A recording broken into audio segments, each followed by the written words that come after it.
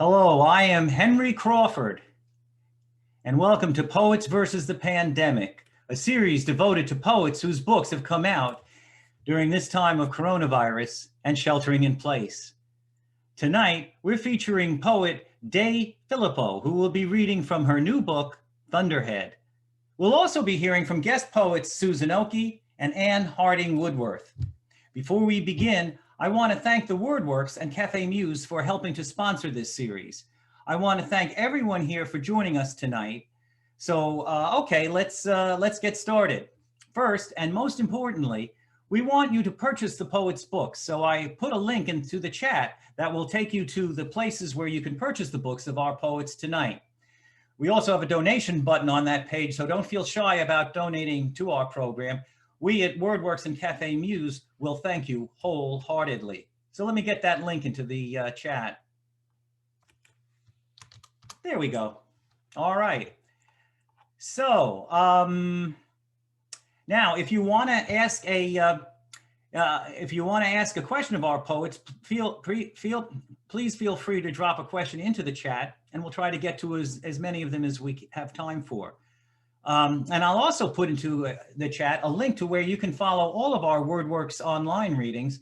And you can sign up on the registration form on that page, and you'll be on our mailing list to get Zoom links for all of our readings. So let me put a link there. This is the link to our Cafe Muse homepage, where you can become a member of our Cafe Muse PvP community. So let me go and put that in the old, there we go.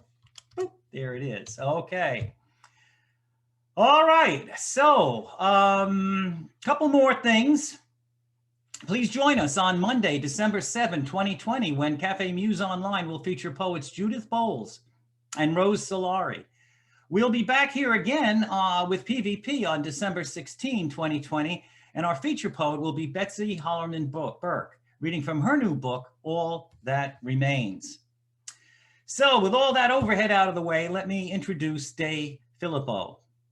Now, she's lived her life backwards, first raising her family, then earning degrees in creative writing from Purdue University, Warren Wilson MFA program. She is the recipient of a Mortarboard Fellowship, an Elizabeth George Grant for Work in Progress, and has a Tennessee Williams Scholarship for Poetry. Her work has been nominated for a Pushcart Prize, and her poems have appeared or are forthcoming from Valparaiso Poetry Review, Literary Mama, Shenandoah, Cider Press Review, a Great Lakes Review, and many others. She taught English at Purdue University and lives in what she refers to as a creaky old farmhouse on 20 rural acres of Indiana. Her debut collection of poems, Thunderhead, which you will be reading from tonight, we hope, was published by Slant Books in 2020. So let's give a warm welcome to Daye Phillippo. Thank you. Thank you, Henry, for that introduction. Thanks to everyone at WordWorks and for inviting me to read in the Poets versus the Pandemic reading series. So appreciate all you're doing for poets to help get their work out there during this time when they can't go out there physically. So Henry's item, I'm going to be reading first of all from Thunderhead tonight. And something you need to know that informs some of the poems that I'll read is that here in the Midwest, we have a river, an underground river called the Taze.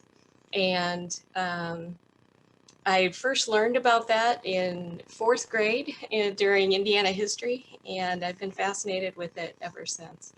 So some of the poems mention that. This first poem is called After the Garden, and there is an epigraph. Though your sins are like scarlet, I will make them as white as snow. It's from the book of Isaiah. After the garden, my sandals were so thick with loam, it was awkward to walk, and lifting each foot was like walking through deep snow. Like walking through snow, the water so cold from the hose pouring over my feet from the underground river below. Water from the river below washed the loam from my feet, from the handle and blade of my hoe. Here, where loam rhymes with poem, Loam rhymes with poem, though it shouldn't or should or couldn't help but and must, and water from the Tays even in August is so cold from the Tays in August it aches.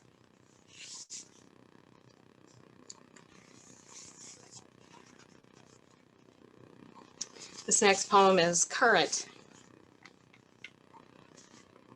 The man who installed our submersible well pump, lowering it 120 feet down, said, "I hear current down there, strong current. So I have reason to believe this water we're drinking is from the Tays, ancient river forced underground when glaciers scrubbed and gritted their Arctic tonnage across this land. Ponce de Leon searched too far south.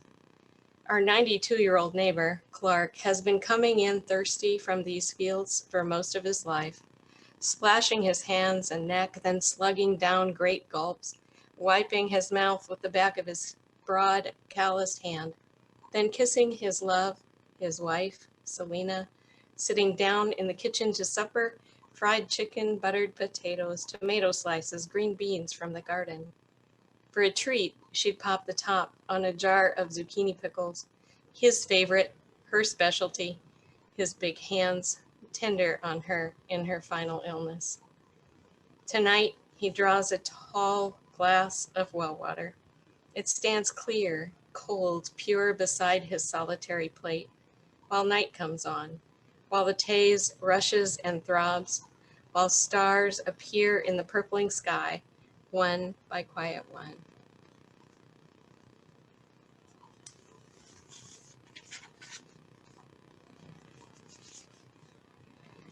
And this book is arranged by seasons, and so I'm kind of going through the seasons, and I'll some of them, not all of them, but I'll finish up with the book poems with poems from autumn. But right now we have this one, the title poem of the book, Thunderhead, and actually the date of this event that sparked this poem was on September 1st. So.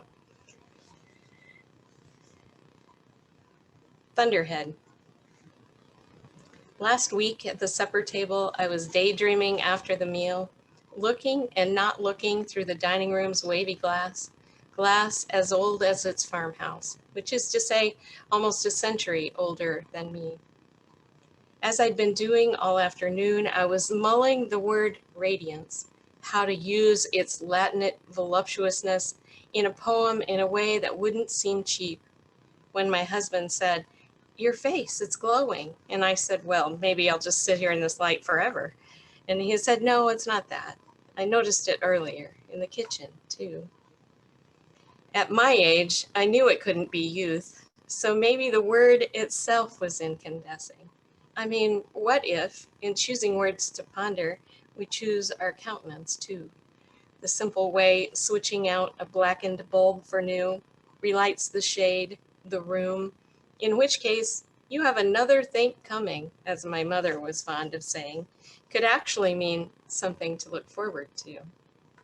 The way those thunderheads rolled in yesterday evening between rains, white, gray, old lavender rimmed in gold, cumulus, piled so high they made the sky into a great Midwestern sea, and thunder into a great whale sounding its depths, sights and sounds one might expect when being born into the next.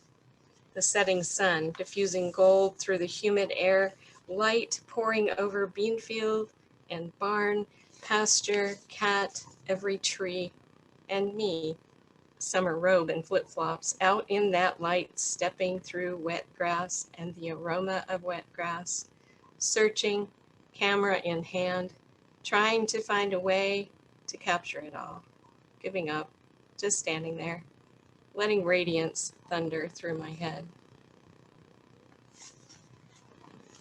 So, you see, I'll move on to the autumn poems.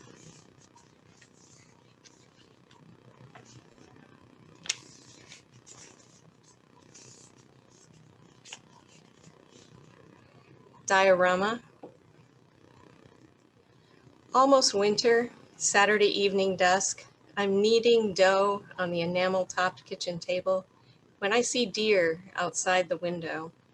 Framed in the window's long rectangle, a doe and her yearling, close. They're cropping grass and weeds. The doe lifts her head, looks at me. Her ears ask questions. I'm no threat. I tell her my children need to eat too. We go back to what we were doing. They move around the clearing at sunset, the way I move around the lamp-lit room. They aren't the first to graze safely here, refuge of this backyard, decades of deer and their offspring. In my 140-year-old kitchen, the table's scarred surface, women before me kneading, shaping dough into sustenance. Refuge of enough as the sun goes to rest. Last glimpse of the deer before full dark, shadowy shapes out by the pines. They stand watching the lit window, the diorama there.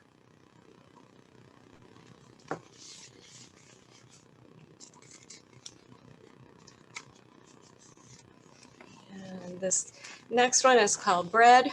We do a lot of bonfires at get-togethers. We have a big family, and we love the fall time for getting together outside like that.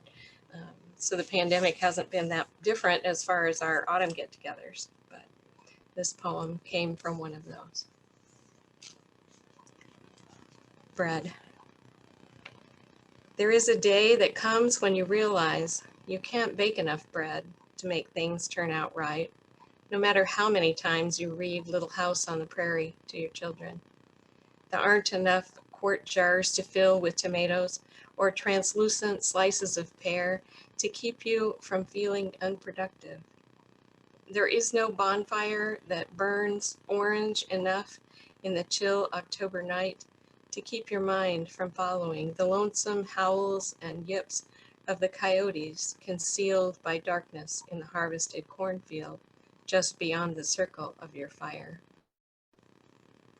And when you step away from your family and fire into the dark pasture and tip your head back, feel the whole black bowl of sky with its icy prickles of stars, its swath of Milky Way settle over you. You know that no one and everyone is just this alone on the earth, though most keep themselves distracted enough not to notice. In your hollowness, you open your arms to God because no one else is enough to fill them. Eternity passes between, and no one knows this but you. The hum of their conversation, the whole world talking.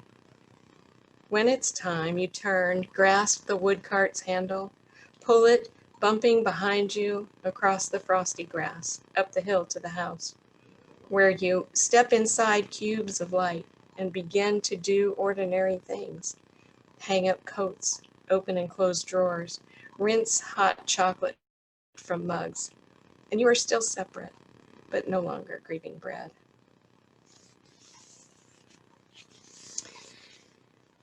And this, the last poem I'll read from the book is called Wild Turkeys.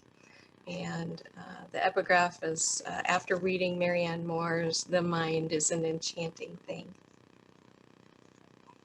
That morning, 11 wild turkeys roaming over the yard and garden in unison the way my imagination roams, pecking up the unlikely.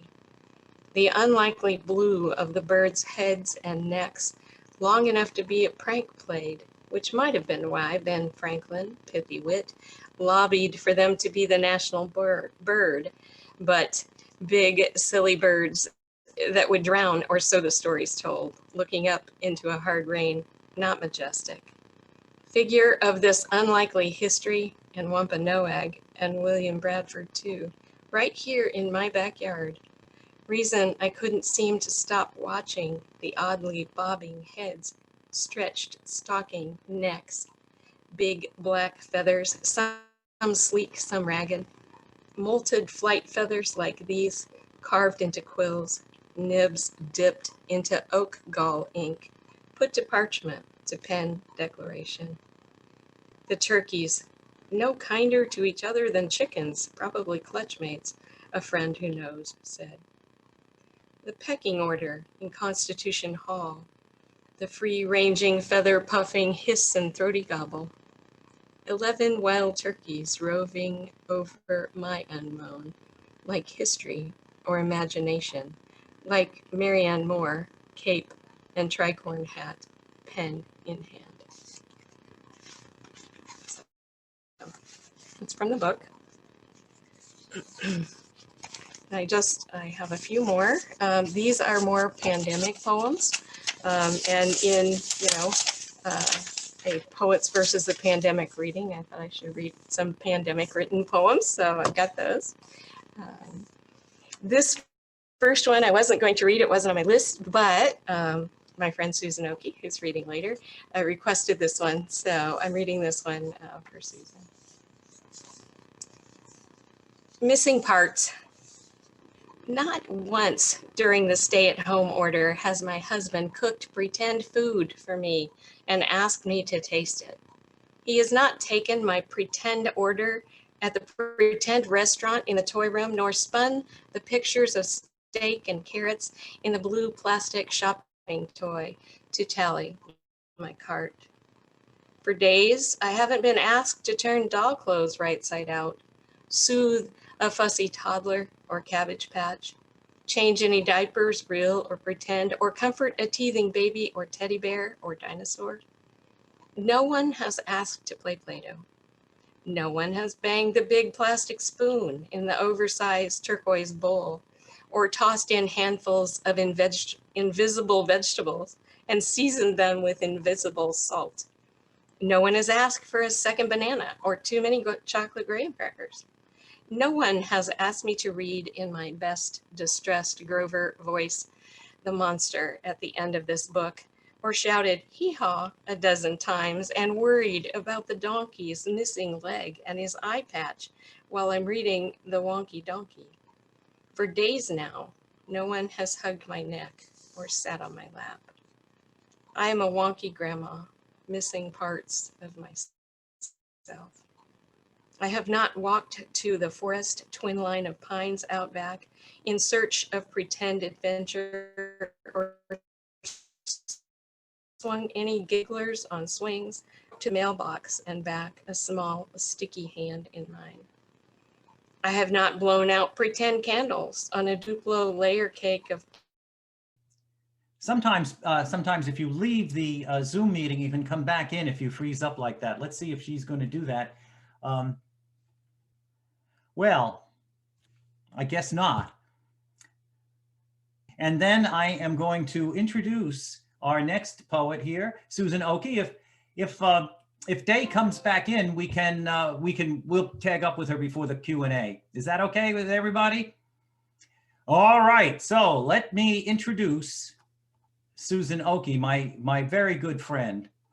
Susan Oki is a medical doctor, no less, and a poet, and a former Washington Post medical reporter and science editor. She received her MFA in poetry from the Warren Wilson College. Her work has appeared in Prairie Schooner, Gettysburg Review, the Bellevue Literary Review, and the Journal of the American Medical Association. Wow.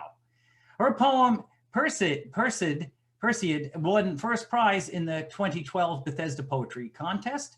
Her first collection is the chapbook, Let You Fly, which was published in 2018 by Finishing Line Press. In addition to poetry, she is the author of 2 nonfiction books, Fed Up, a book about childhood obesity, and To Space and Back, a children's book co-authored with the late astronaut Sally Ride. And if that's not enough, she's also a co-host at the Cafe Muse Poetry Series, and I've had the enormous pleasure of working with her over the last 4 years or so. So with all of that, I'd like to bring Susan Oki to the PVP Zoom stage. Susan, take her away. Hello, everybody. It's wonderful to be here. I hope that Daye can come back and finish her reading because I love her work. Thank you, Henry and Karen. I am going to read for, I think, about 10 minutes. And I've been thinking a lot about plagues our own current one and other plagues and what helps us get through. So that's kind of meant to be a thread in the poems that I've chosen. The first one is called Camus at Le Panelier, 1942. October, the other guests depart. Albert stays on alone with the old lady who runs the place, his mind awash in words, spinning his tale of plague. He reads Plato, the Bible, walks the paths, trees like great red and yellow flames. He hunts mushrooms, learns to tell the deadly from delicious. At the TB clinic in Saint-Étienne, he sees the most frightful poverty, worse than his memories of Kabylia. No use to think about his wife at home. The cough leaves blood on his handkerchiefs. He can't hike across the Pyrenees, can't make it to the coast. The Nazi fist tightens. Young Frenchmen are being sent to labor camps. His illness spares him that. For company, he adopts 3 dogs with good mugs.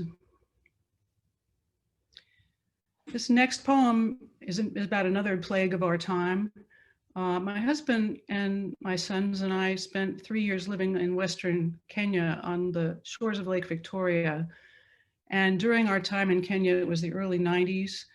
AIDS was really just tearing through the society there, and there were no drugs to control it available in that country. So this is on Lake Victoria for Peter Ochumba. Above small fish with gaping mouths we float, motor dead. The lake's warm as soup, noon light blinking off your glasses as you pull the starter cord. 1 water bottle between us, little fuel, no shade, no paddle, miles from shore, the villages with rough sawn fishing boats, young men sleeping in huts, flesh melting from AIDS. This lake, a highway for fishermen, smugglers, viruses. You, in a frayed hat, trying to save the strange fish that live here, a scientist lacking sample jars or aquarium, your limbs bony too, pretending the weekend funerals have nothing to do with you. Shadow of a huge perch slips beneath the boat. The motor coughs, starts. This is a poem from the COVID pandemic. It's called At the Public Gardens, May 2020. Hoping to witness the end of the tulips, we reached the gardens just as clouds open briefly for blue. I lower my mask to sniff a low lilac, then wonder if some other sniffer might have left a dose of virus. They call that a fomite, an object, doorknob, light switch, flower, that serves as rest stop, launch pad. But we're here to breathe the wind, allow calm to enter us through color, bird song, new leaves clustered like sea foam. Near the tea garden, an azalea writes a haiku, pink blossoms over water. In a stream where days ago we watched frogs mating, tadpoles dapple every rock and patch of sand. When we arrive at the formal beds, the tulips teeter, drop their stripy petals. This poem is another one from our time in Kenya. The rains begin in Western Kenya. All through the dry season, I swallow my tears. I don't sleep, eat without tasting, wander the house without seeing my children. Across the Atlantic, my mother has died. Melodies from Mozart's Requiem wind through my brain. On the morning the air tastes different, a wind rustles, ignites scarlet blossoms on the flame tree, as if to burn the branches to ash. Giant toads appear like stones, stick out their tongues at the sky. Night, thunder, a waterfall of rain. From the lake, columns of flying ants rise into the streaming sky, fly over marshes, villages, drop into the mouths of toads, dogs, children, fill everything that is empty. The next poem is set in Nova Scotia, and the person being addressed in the poem is Elizabeth Bishop. In Great Village, 1. Did the hue of your walls, turquoise, edging toward violet in some lights, tune your mind to color? Taller than wide, top of the stairs, your own space in grandmother's house, filled with aunts and uncle, the baby who died that first winter. Voices at night, steps up, down, boots knocking off snow on the scraper by the door. When she was all right, your mother read you tales of Anderson, showed you dresses she admired in magazines. Her perfume stayed on your pillow. Her black and white striped skirt whispered as she went out. 2. At sunset, you'll take the dirt road toward the bay. Near the crest, a fox will come out of the grass and look at you, orange-brown against the red clay. You will keep walking until you can see his whiskers, narrow gaze. When he vanishes, you'll tiptoe, shoes scuffling on pebbles. Pastures will fall away. The tide will rush over its red bed, a tongue blue of sky, gold of cloud. You'll look until you disappear in the colors. Once the fox will scream, send you running home, crying so you can't say what scared you. You've heard the sound before in your grandmother's house.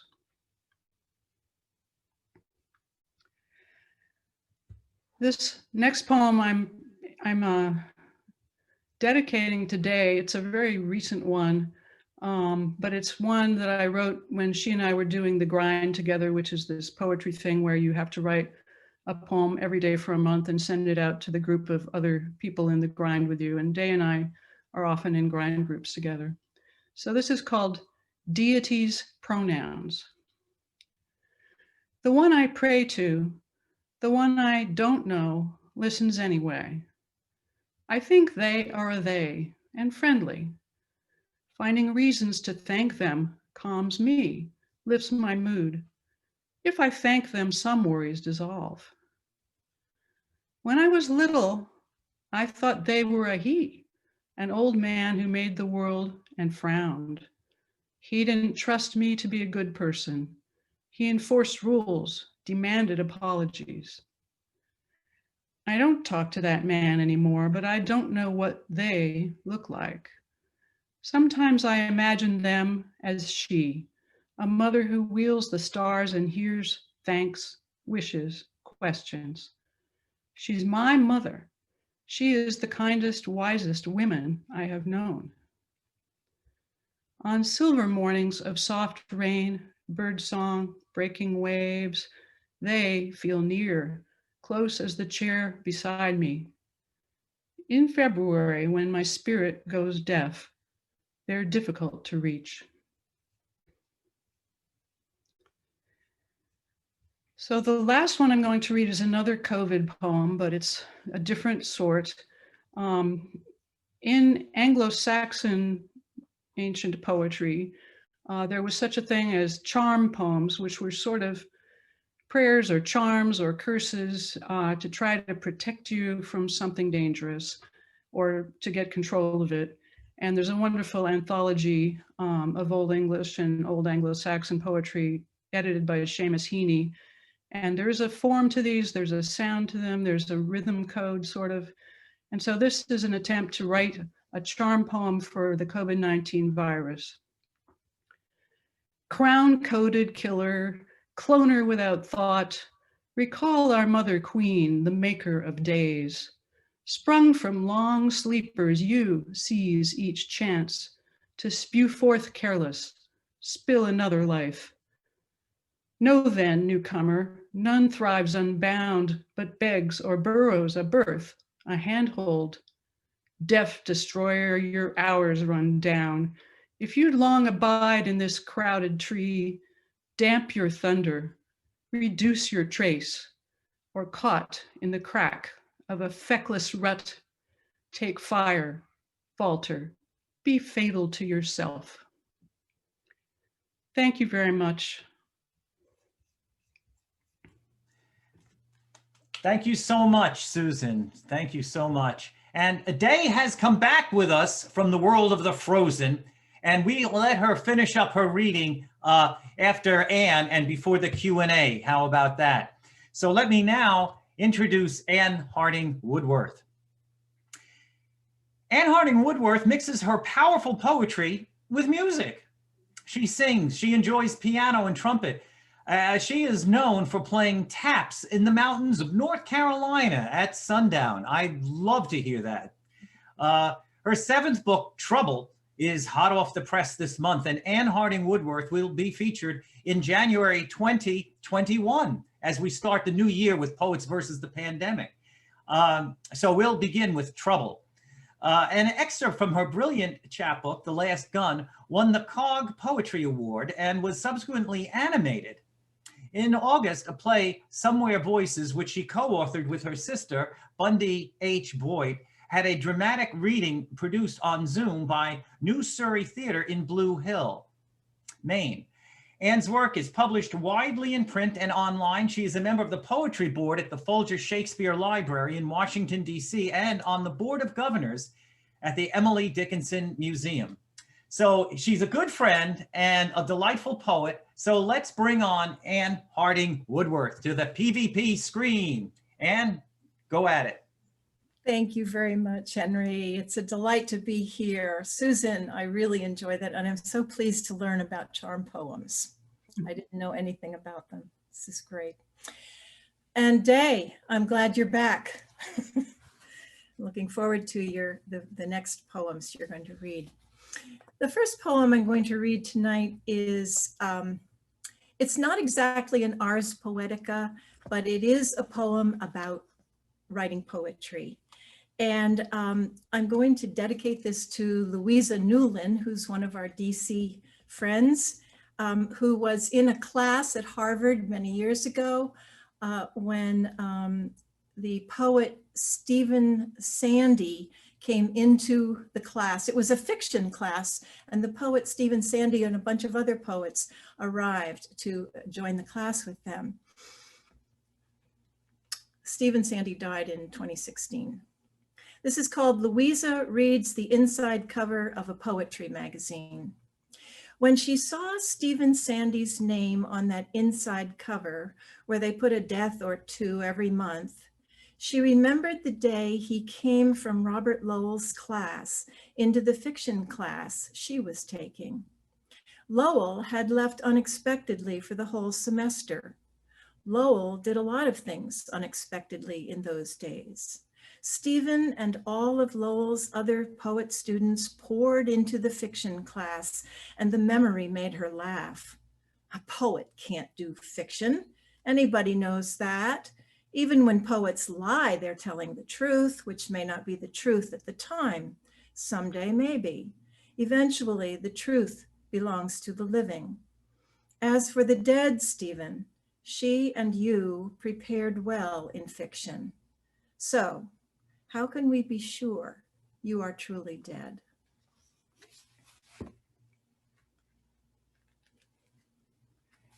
And the poems I'm reading are from my new book, Trouble, which just came out a couple of weeks ago. Yes, I do like to add music to my, in some way into my poems. And I thought I'd read one of those tonight. This is a result of seeing the Baltimore Symphony play the soundtrack from Psycho up in Strathmore Hall, where there was a huge screen over the orchestra showing the movie while the orchestra played the soundtrack. On seeing Psycho in a concert hall, the orchestra begins to play. The screen, out of certain bravery, hangs high in the hall. We all know what's going to happen because memory is swirling in this place tonight, reaching back to when it felt good to tremble, back to drive-ins, reruns, rainy nights, and sleepovers.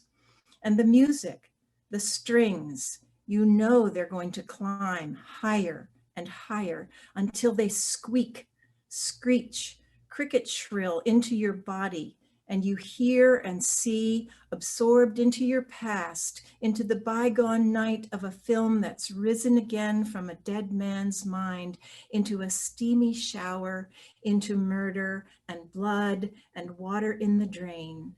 When it stops, it does not stop. Even the musicians crane their necks, believing in the sounds they've made, turning their eyes up to the screen to take it in, like us, what they've been accomplices to.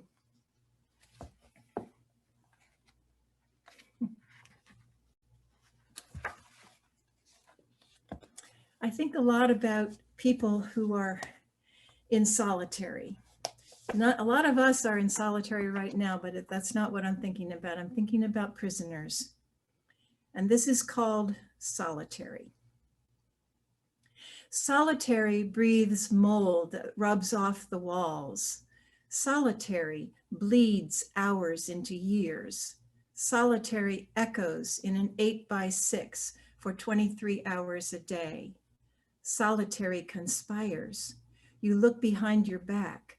Crickets that sing, they crawl on you at night.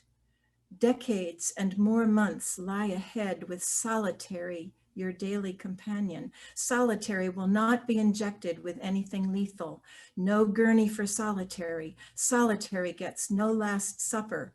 Fajitas, triple meat bacon cheeseburgers, pizzas, chicken fried steaks, okra, ice cream with peanuts. Irony makes you laugh. You like the feel of laughter in your gut. Solitary laughs at you.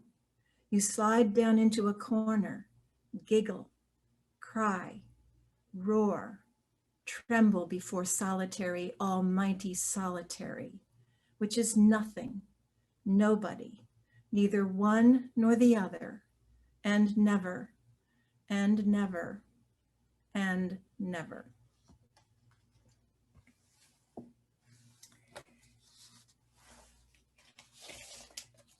And now during this pandemic, a lot of poets are writing pandemic poems. I haven't really been able to, except one did come out of me as I was watching the wildfires in California and thought, my gosh, all this is happening to California, and we're also going through this terrible pandemic all at the same time. Talk about plague. We, my husband and I, subscribe to a food service called Imperfect Foods. And it's a wonderful service that buys up pretty ugly looking fruit, veg produce, and other products that don't sell readily in the supermarkets. And they have warehouses all over the country, and that's where we buy our groceries from during this pandemic. And they arrive every Monday. One Monday, we got a message from Imperfect Foods saying, due to wildfires in California, there is a chance some of our leafy greens and vegetables may arrive in your order with ash on them. This is called California wildfires as seen from the East Coast during a pandemic. In those days, the food arrived on Mondays. Apples with dusky spots, avocados as tiny as huge strawberries, and once sweet potatoes the size of plums. Imperfection can be delicious. Zimborska knew, all imperfection, she wrote, is easier to tolerate if served up in small doses. One Monday, the company warned us of ash. No small dose that. It would prove the reality of the wildfires. It would overwhelm me, and I'd be hard pressed to rinse the kale, to clean its curly leaves. Tragedies can be curtailed by hosing, I suppose, but never washed away. Ash is but a rendered spirit of place or of thing. In wildfires, it is a house creature tree spirit, that reflects flashes of light, TV pictures of excruciating orange and dark silhouettes. While plague was destroying in silence, ash spoke in siren, spoke in helicopter, and I felt the unbearable heat, a kindled sadness for what was happening, for what I couldn't do, an imperfect sorrow reaching across a stricken expanse. And the last poem I'm going to read, it's sort of my goodbye to you and a hello again to Daye. A few years ago, my husband and I were in Italy, and we went through a tiny town, population 212, in Piemonte, Piedmont, and the town was called Solonghello, which is spelled Solonghello. And you know how ciao in Italian can mean hello or goodbye. Either way, it works both ways. So this is ciao to Solonghello. Welcome to ambivalence, place of being and unbeing. Hello, goodbye. Push me pull yous of the mind's crossroads. I look in one direction toward reluctance and nostalgia, and in the other toward invention and risk. I am the moon, I am the sun, I am the past, I am to be. So it goes. Ciao, I say, I'm leaving now. Ciao, I say, I'm back again. Leaving now, back again, leaving now. So long, hello, Solonghello. Thank you very much. And that was Harding Woodworth. And now let's bring back Daye Phillippo and let her finish her reading for us. Daye, you there? Yes. Okay, go to it. All right.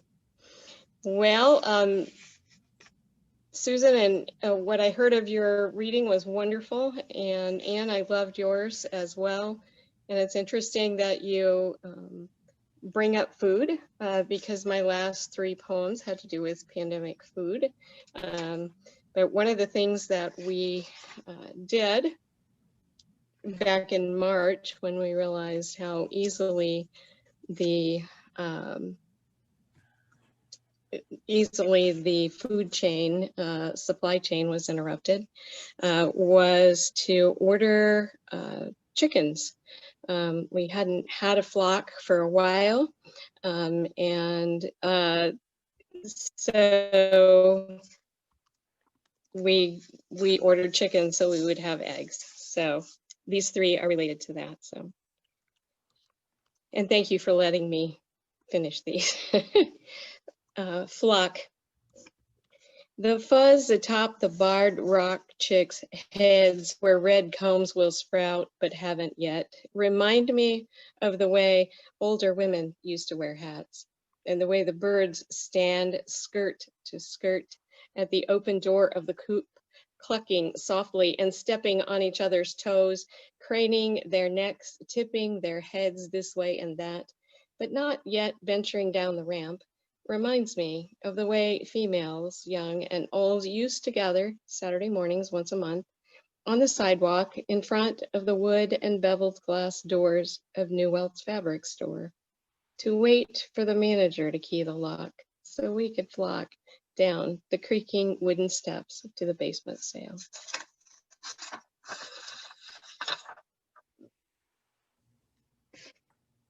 And then I have one little tiny poem and then one more.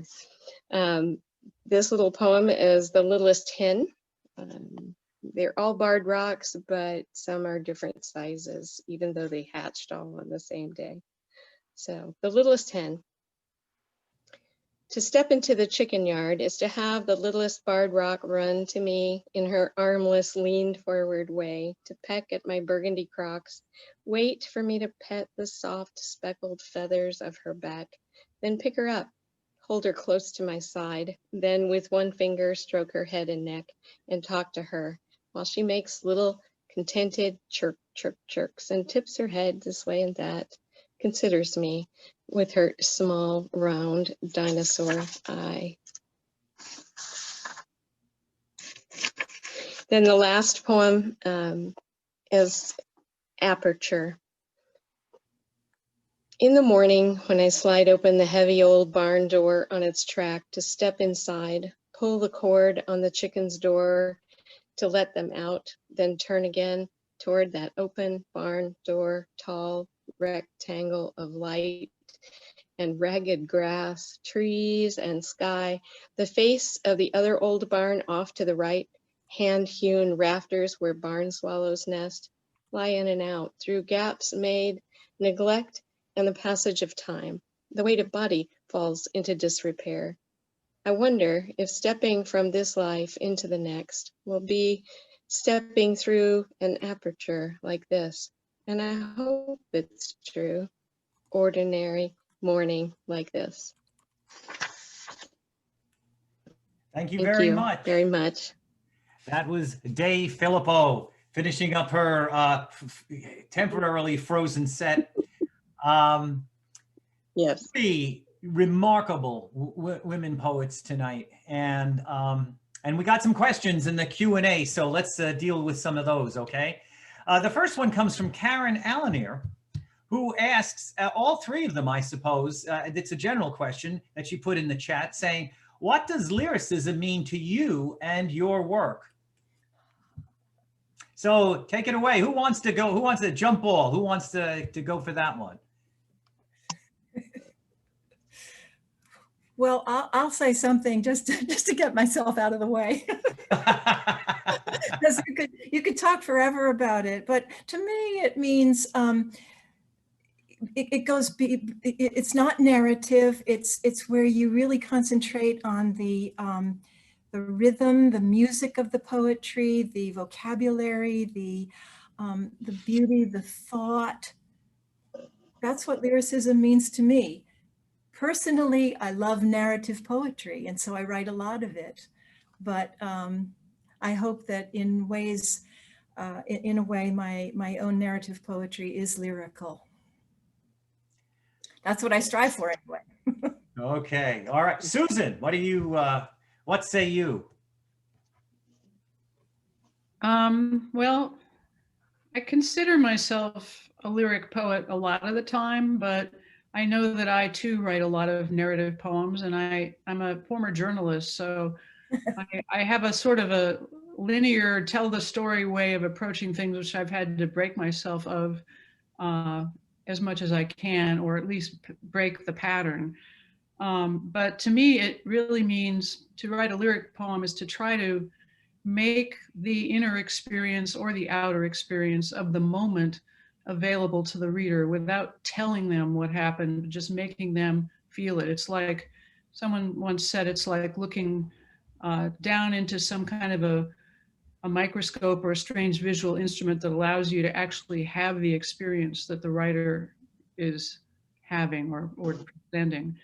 And I agree that sound and rhythm are really important. I love writing poems in meter and in rhyme, but I think that the freshness of the images and the images themselves are really important to lyric poetry too. Thank you. Daye, how about you? Where do you stand on this lyricism issue? Well, I strive for lyricism, certainly. I believe it has to do with music as well, and just the, it's all within the image, and if you can get the image just right,